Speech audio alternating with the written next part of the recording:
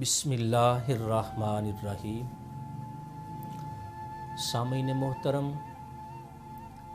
مال اور اولاد اللہ کی طرف سے انعام بھی ہیں اور آزمائش بھی ہے، لیکن کمال اور عظیم لوگ وہ ہوتے ہیں جو ان چیزوں کا صحیح استعمال کرتے ہیں۔ مال اور اولاد فتنہ بھی ہے، یہی مال اور اولاد کے فتنہ ہونے سے مراد اس بنیاد پر یہ چیز ہے کہ اللہ پاک مال اور اولاد دے کر بھی آزماتا ہے اور مال اور اولاد چھین کر بھی آزماتا ہے، کہ مال اور اولاد کے مل جانے پر کون ہے جو اللہ کا شکر بھی ادا کرتا ہے، اس کے احکامات کو بھی پورا کرتا ہے، اور کون ہے مال اور اولاد کے چلے جانے پر صبر بھی کرتا ہے اور اللہ کے احکامات کو بھی پورا کرتا ہے۔ تو پھر یہ مال اور اولاد رحمت اور فضل بن جاتا ہے، اگر ایسا نہ ہو تو پھر یہ بہت بڑا فتنہ بن جاتا ہے۔ اسی بنیاد پر اگر ہم دیکھتے ہیں تو اللہ کی عظیم پیغمبروں میں سے، صف انبیاء میں سے ایک عظیم نبی حضرت ایوب علیہ السلام، اللہ کے وہ عظیم نبی اور عظیم پیغمبر تھے جناب ایوب علیہ السلام، کہ اللہ رب العزت نے جناب ایوب علیہ السلام کو نبوت کے ساتھ ساتھ مال کی فراوانی عطا کی تھی اور اولاد کی بھی فراوانی عطا کی تھی۔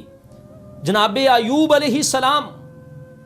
کی مال کی فراوانی کا اندازہ اس بات سے لگایا جا سکتا ہے کہ 500 کے قریب بیل کی جوڑیاں تھیں جو زمین کو زرخیز کرتی تھیں، زمین کو نرم کرتی تھیں، ہل جوتتے تھے آپ، 500 بیل کی جوڑیاں تھیں۔ سامعین محترم، خود اندازہ کرو، جس کے پاس 500 بیل کی جوڑیاں صرف زمین کو نرم کرنے کے لیے ہوں یا کھودنے کے لیے ہوں، اس کی زمین کتنی بڑی ہوگی، اس کا رقبہ کتنا بڑا ہوگا۔ جناب ایوب علیہ السلام کی اتنی بڑی، اور پھر اس بیلوں کو چلانے کے لیے نوکر چاکر بھی چاہیے، خادم بھی چاہیے، زمینوں کو دیکھنے کے لیے یہ ایک وسیع سلسلہ تھا جناب ایوب علیہ السلام کا، جو اللہ پاک نے آپ کو مال عطا فرمایا تھا۔ وسیع زمینیں تھیں، بہت بڑا آپ کا یہ کام تھا، زمینوں کا، کھیتی باڑی تھی آپ کی، اور اس کے ساتھ ساتھ اللہ پاک نے آپ کو اولاد کی بھی فراوانی عطا فرمائی تھی۔ بعض روایات کے مطابق آپ کو اللہ پاک نے 7 بیٹے اور 7 بیٹیاں عطا فرمائی تھی۔ تو جب یہ نظام زندگی چل رہا تھا تو جناب شعیب علیہ السلام کے پاس شیطان اپنی صورت کے اندر، اپنی شیطانی تربیت کے اندر آپ کے پاس آیا انسانی صورت میں، اور ادھر اس طرح کے خیالات اور تصورات ذہن میں آنے لگے شیطانی طرف سے کہ آپ اس لیے اللہ کی عبادت کرتے ہیں کہ اس اللہ نے آپ کو اولاد دی ہے اور آپ کو کھیتی باڑی کی کثرت عطا فرمائی ہے، وسیع مال ہے آپ کے پاس، اس لیے اس رب کو مانتے ہو۔ اگر یہ تمہارے پاس مال نہ ہوتا تو کبھی بھی اللہ کو نہ مانتا۔ اس قسم کے خیالات آنے لگے، شیطانی طرف سے ایسے ایسے تصورات آنے لگے۔ تو خالق کائنات نے اس بات کو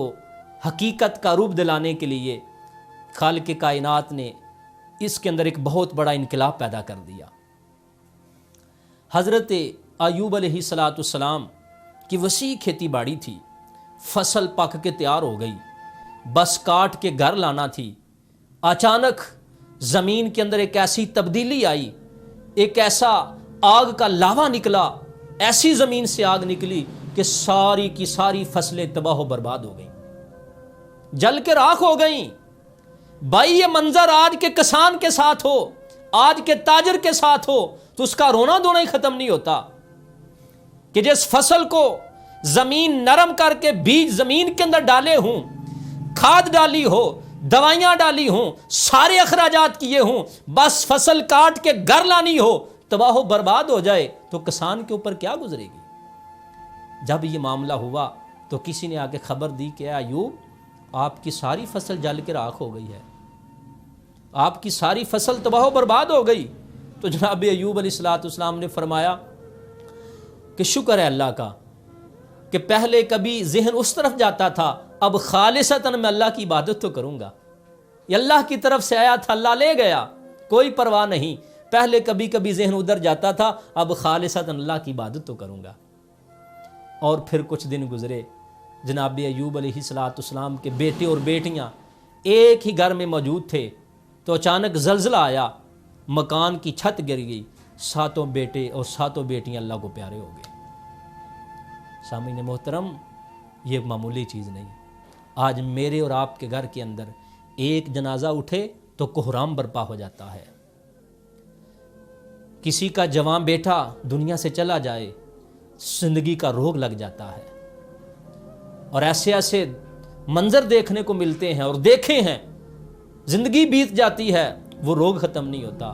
تو جناب ایوب کے آج 7 بیٹے اور 7 بیٹیاں ایک وقت گھر سے 14 جنازے اٹھ رہے ہیں، لیکن لب پہ زبان پہ کوئی شکوہ نہیں کہ مولا میں تیرا نبی ہوں، مولا تیرا خاص بندہ ہوں، میرے 7 بیٹے چلے گئے۔ پھر وہی زبان پہ انا للہ و انا الیہ راجعون، مولا یہ تیری طرف سے آیا تھا تو اپنے پاس لے گیا، خالصاً مولا میں تیری عبادت تو کروں گا، کسی اور طرف ذہن تو نہیں جائے گا۔ یہاں تک نہ رہی سامعین بات، جناب ایوب علیہ السلام کے بارے میں ہم ابھی تھوڑا پیچھے پڑ آئے کہ زمین وسیع تھی، مال کی فراوانی تھی، تو وہ گاؤں والے جو آپ کے نام سے اپنی زندگی گزارتے تھے، آپ کے نام سے پلتے تھے، آپ کے گھر کا صدقہ وہ کھاتے تھے، آج جناب ایوب علیہ السلام پر ایک اور امتحان آ گیا۔ پہلے زمینیں چلی گئیں، فصل تباہ و برباد ہو گئی، اولاد چلی گئی، اب آخر وقت یہ آیا کہ جناب ایوب علیہ السلام کے جسم پہ بیماری نے حملہ کر دیا۔ جب بیماری پہ حملہ کیا تو بیماری اس قدر بڑھ گئی، گاؤں والوں نے آپ کا ساتھ چھوڑ دیا، ساتھ چھوڑ دیا آپ کے ساتھ ایک ذات باری تعالیٰ اور دوسری آپ کی بیوی، جن کا نام کتابوں کے اندر رحمت آتا ہے، رحمت۔ یہ بھی آپ کی جو بیوی تھی، یہ بھی کی عظیم درجے کی خاتون تھی، حضرت یوسف علیہ السلام کے بیٹوں میں سے یہ خاتون تھی جو جناب ایوب علیہ السلام کے نکاح میں آئی تھی۔ جب سارے زمانے نے آپ کو ٹھکرا دیا، سائڈ پہ کر دیا، آپ کا ساتھ نہ دیا، تو تنہا آپ کی بیوی آپ کا ساتھ دینے والی تھی، اور بھرپور اس نے ساتھ دیا آپ کا۔ اور کتابوں کے اندر مفسرین نے یہ بھی لکھا ہے کہ یہ بیماری کا سلسلہ جب بڑھتا چلا گیا تو حضرت ایوب کی گھر والی ایک دن جناب ایوب سے کہتی ہیں کہ آپ اللہ کے نبی ہیں، تو اللہ سے دعا کریں اللہ پاک اس بیماری کو دور کر دے۔ تو جناب ایوب علیہ السلام نے فرمایا ذرا یہ تو دیکھو کہ میرا صحت کا زمانہ کتنا گزرا ہے اور میرا بیماری کا زمانہ کتنا گزرا ہے، یہ تو اندازہ کر لو، کم از کم برابر تو معاملہ ہو جائے۔ تو سامعین محترم، بیماری ایک پل کی ہو تو مجھے آپ کو پتہ چلتا ہے کہاں تک جاتا ہے مسئلہ، سر درد ہو تو عجیب کیفیت بن جاتی ہے۔ تو جناب ایوب علیہ السلام سارا جسم بیمار ہو گیا۔ سامعین محترم، 1 دن نہیں، 2 دن نہیں، مسلسل 18 سال بیماری کے اندر گزر گئے، 18 سال بیماری میں گزرے، زبان پہ شکوہ نہیں آیا، شکایت نہیں آئی کہ مولا تیرا بندہ، تیرا نبی، زمینیں تباہ و برباد ہو گئیں، اولاد چلی گئی، مولا صحت بھی چلی گئی، یہاں تک کہ گاؤں والوں نے ساتھ چھوڑ دیا، مولا اب تو میرے اوپر رحم کر۔ کوئی زبان پہ شکوہ نہیں آیا۔ بعض مفسرین نے لکھا یہاں تک کہ جب وہ بیماری بڑھتی چلی گئی، اس بیماری نے آپ کی زبان اور آپ کے دل پہ حملہ کیا، تو پھر آپ نے بارگاہ خداوندی میں ہاتھ اٹھائے، اور ہاتھ یہ نہیں اٹھائے کہ مولا بیماری ختم کر دے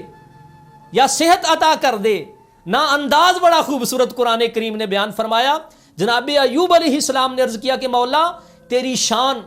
ارحم الراحمین ہے، مولا تو رحمان ہے، تو رحیم ہے، تو رحمت کرنے والا ہے، مولا تو بہت ہی رحیم ہے، اور مولا میرے اوپر بھی اپنا رحم فرما. یہ نہیں انداز اختیار کیا کہ مولا بیماری کو دور کر دے، انداز اس لیے اختیار کیا کہ مولا تیرے تو علم میں ہے، تو سارا کچھ جانتا ہے، تو ارحم الراحمین ہے. اور بعض جگہوں پہ یوں بھی ملتا ہے کہ جب وہ بیماری بڑھی، جب اس نے دل پر حملہ کیا اور آپ نے زبان پر حملہ کیا، تو آپ نے یہ دعا اس لیے کی کہ یا الہ العالمین. مطلب اور مقصد فقط اتنا ہے کہ زمینیں چلی گئیں، فصلیں چلی گئیں، اولاد چلی گئی، گھر والوں نے ساتھ چھوڑ دیا، گاؤں والوں نے ساتھ چھوڑ دیا، تیری بارگاہ میں ہاتھ نہیں اٹھائے. مولا اب زبان تو باقی رہنے دے، اب دل تو باقی رہنے دے، اس لیے کہ جب تک زبان رہے گی، دل رہے گا، مولا تیری یاد بھی پیدا ہوتی رہے گی، تیرا شکر بھی ادا ہوتا رہے گا. جناب ایوب علیہ السلام جب بیماری یہاں تک پہنچی، اللہ سے دعا فرمائی تو خالق کائنات نے آپ کی دعا کو قبول فرمایا اور فرمایا زمین پہ اپنا پاؤں مارو، ایڑی زمین پہ لگاؤ. جب آپ نے زمین پہ ایڑی لگائی تو وہاں سے پانی کا چشمہ نکلا. فرمایا اس پانی کو پی لو تو پینے سے اندر کے سارے زخم ٹھیک ہو جائیں گے، اور اس پانی سے نہا لو، جسم پہ مل لو، ملنے سے جسم کے باہر والے حصے سارا صاف ہو جائے گا. پھر اللہ رب العزت نے اتنے صبر کے بدلے میں، اتنی تکلیفوں پر صبر کرنے کی بنیاد پر خالق کائنات نے فرمایا اے ایوب ہم آپ کو اس سے بھی زیادہ اپنا انعام عطا فرماتے ہیں. یعنی پہلے زمینیں اتنی تھیں، ہم اور زیادہ کر دیں گے. پہلے خادم اتنے تھے، اور زیادہ کر دیں گے. پہلے آپ کی اولاد 7 بیٹے اور 7 بیٹیاں تھیں، ہم اس سے بھی زیادہ باپ کو اولاد عطا فرما دیں گے. اور آپ کی وہ بیوی جو عمر کے اس حصے میں پہنچ چکی ہے، ہم اس کی بھی جوانی کو دوبارہ لا دیتے ہیں. تو یہ جناب ایوب علیہ السلام کی زندگی کا وہ حسین معاملہ ہے، اتنا خوبصورت ہے، جو مجھے اور آپ کو آج اپنانے کی ضرورت ہے کہ آج ہم چھوٹی چھوٹی باتوں پہ، ذرا ذرا سی تکلیف پہ بے صبرے ہو جاتے ہیں، اور اس قدر بے صبرے ہو جاتے ہیں کہ ذات باری تعالیٰ پر شکوے کرنا شروع کر دیتے ہیں. لیکن خالق کائنات کے عظیم پیغمبر جناب ایوب علیہ السلام نے اپنی پاک زندگی گزار کے ہم کو سبق دیا، اور امت کو اور ماننے والوں کو یہ تعلیم دی کہ جو کچھ بھی آیا ہے اللہ کی طرف سے ہے، وہ لے بھی جائے تو کچھ نہیں، بلکہ خالق کائنات اولاد دے کر آزماتا ہے، اس لیے کہ اس کے مل جانے پر شکر کون ادا کرتا ہے، میرے احکامات کو کون پورا کرتا ہے، اور کبھی لے کر آزماتا ہے کہ صبر کون کرتا ہے اور میرے احکامات کو پورا کون کرتا ہے. اگر ایسا ہوگا تو پھر وہ اولاد فضل الہی ہوگا، اگر ایسا نہیں تو پھر وہ اولاد بہت بڑا فتنہ ہے. اللہ مجھے اور آپ کو عمل کی توفیق عطا فرمائے.